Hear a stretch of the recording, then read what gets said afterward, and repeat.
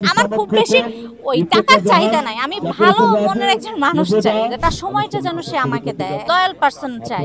এটার জন্য আমি হুজুরই লাগবে এরকম কিছু যে হুজুর হতে হবে, মানে টুপি পরা মাদ্রাসার হুজুর এই টাইপের আমি কিছু বলি নাই, যে নামাজ কালাম পড়বে এই টাইপের একজন ভালো মানুষ না। আসলে ভাইরাল টাইরাল হওয়ার জন্য না, আমি চাই আমার লাইফে ভালো একজন মানুষ আসুক, যে শুধু আমাকে নিয়ে থাকুক। সব থেকে বড় বিষয় যে তার সময়টা যেন সে আমাকে দেয়, লয়াল পারসন চাই। এটার জন্য আমি হুজুরই লাগবে এরকম কিছু যে হুজুর হতে হবে, মানে টুপি পরা মাদ্রাসার হুজুর এই টাইপের আমি কিছু বলি নাই, যে নামাজ কালাম পড়বে এই টাইপের একজন ভালো মানুষ। কেমন ভালো মানুষ চাই?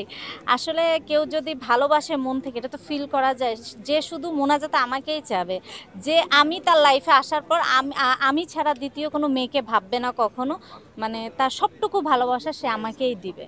আসলে বিয়ের কথা তো, বিয়ে তো আল্লাহর হাতে, এখন কখন কি হবে এটা তো আল্লাহ জানে। বাট আমার আপাতত কোনো চিন্তা নাই যে আমি এই মুহূর্তে বিয়ে করব কিনা। সামনে আমার সিনেমার কাজ, ভালো ভালো কাজ করি, আপনারা দোয়া করেন, বিয়ে করলে তো হয়েই গেল।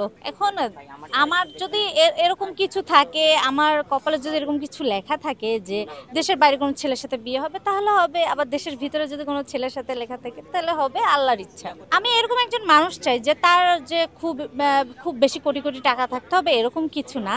আমি চাই যে খেয়ে পড়ে যেন আমি ভালো থাকি, অ্যাটলিস্ট শান্তিতে থাকি। মানে হয় না যে কোটি টাকা থাকলেও না শান্তিতে থাকা যায় না, সে শান্তিটা পাওয়া যায় না। আপনি কোটি টাকা গাড়িতে চড়তেছেন, বাড়িতে থাকতেছেন, সব কিছু হচ্ছে, কিন্তু আপনার ভালোবাসার মানুষটা আপনাকে সময় দিচ্ছে না, ভালোবাসতেছে না। তো আমি এগুলো দিয়ে কী করবো? আমি যে খুব ভালো একজন মানুষ, সেটা তার পজিশন হাইও হতে পারে, মিডিয়ামও হতে পারে, ভালো একটা মানুষের সাথে। এখন আমি আমার লাইফস্টাইল বলতে গেলে যদি আমি বলি, তো আমার একরকম হতেই পারে। এখন আমার হাজবেন্ডেরও যে তার থেকে অনেক বেশি হতে হবে এটা তো না। আমার মাসে এটা তো আসলে বলা যায় না যে কেমন খরচ যায়, আসলে এটা তো বলা সম্ভব না। একটা যাই আর কি, এটা খারাপ দেখা যায় বলাটা। সংসারটা হচ্ছে নিজেদের কাছে। হাজব্যান্ড ওয়াইফ যদি বন্ডিংটা ওরকম না থাকে তাহলে তো অবশ্যই টিকবে না।